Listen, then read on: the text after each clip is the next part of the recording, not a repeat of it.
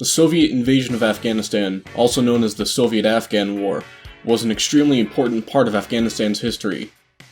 Lasting from December of 1979 to February of 1989, the war is often compared to the Vietnam War, sometimes called the Soviets' Vietnam. Soviet influence in Afghanistan goes back to 1947, when the Soviets had begun to send Afghanistan large amounts of aid, including economic assistance, military equipment, and military training. In 1978, Afghanistan's socialist government was implementing extreme social reforms, including equal rights to women, universal education, and land reform. The land reform was immensely unpopular with the rural population of Afghanistan and resulted in attempted uprisings, such as the Herat Uprising, ending with the Afghan military conducting aerial bombardments of the town, which killed up to 25,000 of its residents. The Afghan government responded to civil unrest with violence, executing tens of thousands of people. This helped to fuel the fire that was the various groups of Afghan rebels known as the Mujahideen. The Mujahideen was not one group of like-minded individuals, but rather a larger faction containing many other rebel groups, ranging from Afghan nationalists, Muslim moderates, Muslim fundamentalists, and even some Marxist groups. The Afghan government made many requests to the Soviets for military aid to help quell the rebellion. These calls for assistance began as simply a few helicopters, then spiraled into a tank detachment, an airborne battalion, and after a month, the Afghani government began to request regiments and other larger units. Actual deployment of Soviet troops began on December 27, 1979. It wasn't long before the US, Pakistan, Saudi Arabia, the United Kingdom, Egypt, the People's Republic of China, and others began to send material aid to the rebels, with the US funneling their aid through Pakistan, who sent it to any rebel group that they wanted.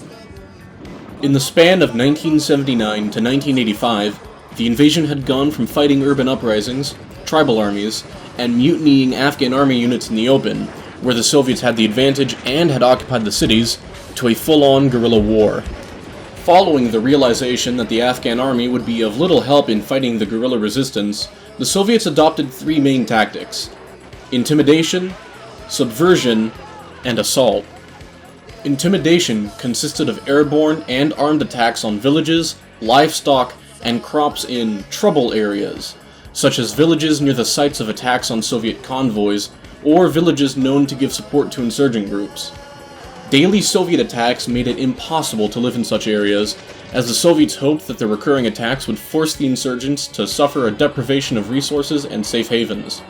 Subversion consisted of using spies as tools to gather information and to bribe tribes or insurgent leaders into ceasing their operations.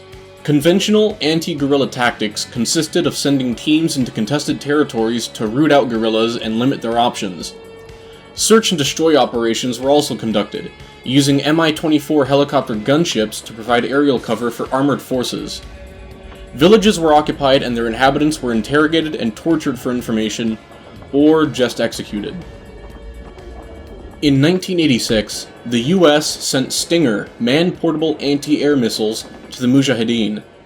Some see this as a major turning point of the war, while Russian analysts downplay its importance, citing that after a few months, countermeasures were adopted to make them less useful. Plans for a Soviet withdrawal began as early as 1983, with Pakistan working with the Soviet government to provide assistance on an exit plan. The first step of the Soviets' withdrawal was to prepare the Afghani military to bear the weight of the fighting. Soviet withdrawal was officially announced in the middle of 1987, and they committed their last offensive operation, Operation Magistral, to clear the road between the cities of Gardez and Khost. In order to ensure a safe retreat, the Soviets negotiated with Mujahideen commanders. The war had a major lasting impact on Afghanistan. 562,000 to 2 million civilians were killed, 4.2 million wounded, and 5 to 10 million fleeing the country as refugees. Soviet forces were responsible for approximately 250,000 civilian deaths. Following the full withdrawal, US interest and support in Afghanistan slowly faded away, and the country was quietly forgotten, with many extremist rebel groups, including Osama bin Laden's Al-Qaeda, carrying on their jihad in Afghanistan, Pakistan, and other countries.